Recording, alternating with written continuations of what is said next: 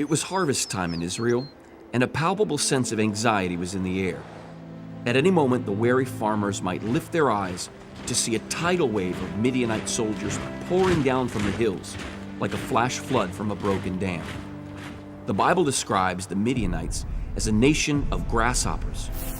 Whenever the harvest was ripe, they would descend upon Israel's fields and crops in vast numbers, like a swarm of locusts, leaving nothing in their wake but destruction and desolation. The Israelites went on the defensive, hunkering down in caves, hiding in the mountains, and building protective strongholds. The nervous harvesters quickly reaped what they could and hid it away in anticipation of an imminent invasion.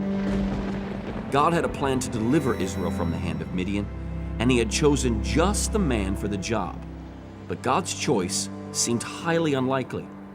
Gideon was not a superhero by any stretch of the imagination. He was a victim of his society's ills, a man who had been influenced by the climate of cowardice that had crippled and enslaved the Israelites. He was such a prisoner of fear that he would hide in a winepress to thresh his small harvest of wheat. A winepress is no place to thresh wheat, but Gideon had chosen this inappropriate place because he was afraid of the Midianites. He was afraid of losing his harvest and his life, so he hid both underground. It was in this dungeon of fear that the Lord found Gideon, frustrated, trembling, and perspiring.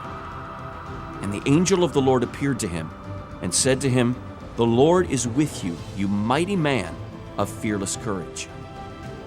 No one would have anticipated the Lord's declaration that day. Gideon, the Lord says, "You are a mighty man of fearless courage." Where others saw a coward, God saw a deliverer.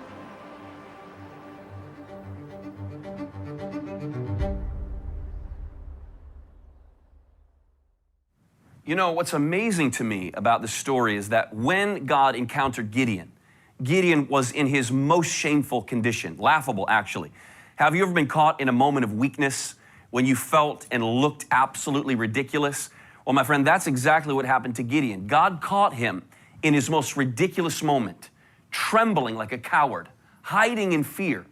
And yet in that moment, God called Gideon a mighty man of fearless courage. Aren't you glad that God doesn't see us the way that we so often see ourselves? When you look in the mirror, maybe you see somebody who's undereducated or inexperienced. We might see someone who belongs to the wrong social class, race, or gender. Maybe we see someone who's too young or too old. There are always a million excuses why God can't use us, but the truth is that God sees more in us than we see in ourselves.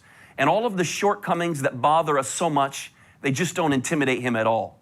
I'm also glad that God doesn't see us the way that other people do.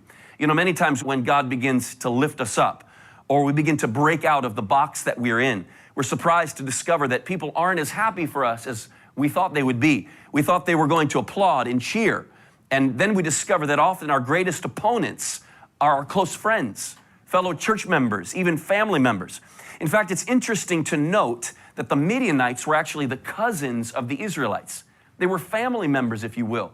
And yet it was these family members who were oppressing Israel. You know, the enemy knows how to use those closest to us to bring discouragement. They say, "Who do you think you are? You think you're better than us? We've known you since you were a child. We've seen all your failures. We know all your faults. You're just one of us. Get back in your place." A while back, I became interested in purchasing an aquarium. And as I began to research, I was amazed to discover all the different kinds of aquariums that can be bought.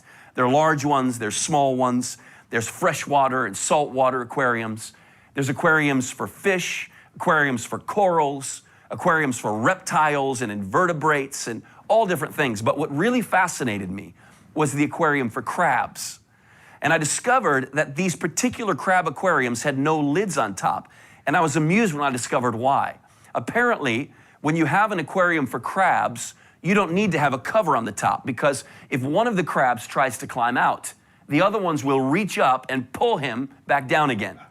And when I heard this, I thought to myself, you know, I know a lot of crabby Christians. We don't like to see someone succeed where we have failed. We don't like to see someone blessed more than we've been blessed. And if they are, then we reach up and we try to pull them back down into the miserable box that we are in ourselves.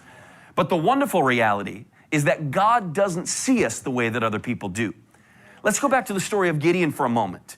Here's Gideon in the winepress, hiding for his life, trembling, perspiring. And then the angel of the Lord appears to him and calls Gideon a mighty man of fearless courage. I think if I had been Gideon, that day I would have looked around in the winepress and said, who is God talking to? Surely God couldn't be calling me courageous. In fact, I think if you get a dictionary and you look up the word coward, there's a picture of Gideon's face right next to the word. But my friend, God saw something in Gideon that nobody else saw, not even Gideon himself.